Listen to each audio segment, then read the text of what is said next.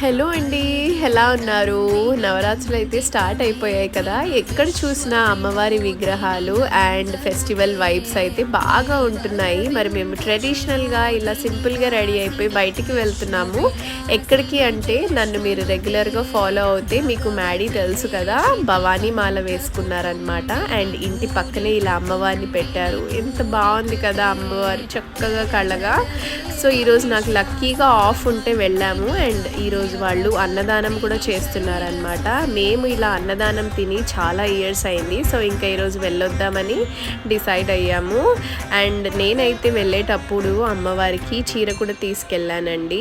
And Kannayya అయితే బాగా ఆడుకున్నారు. మ్యాడీ వాళ్ళ రిలేటివ్స్ అందరూ వచ్చారు. సో, అందరినీ కలిసినట్టు కూడా అయింది. అండ్ ఈ డ్రాగన్ ఫ్రూట్స్ వచ్చేసి మ్యాడీ వాళ్ళ మావయ్య తోటలో పండిస్తారు. సో, వెళ్ళినప్పుడల్లా ఆంటీ ఇస్తూ ఉంటారనమాట. ఇంకా నెక్స్ట్ ఇట్లా అన్నదానము తినేసి ఇంటికి వచ్చేసాం.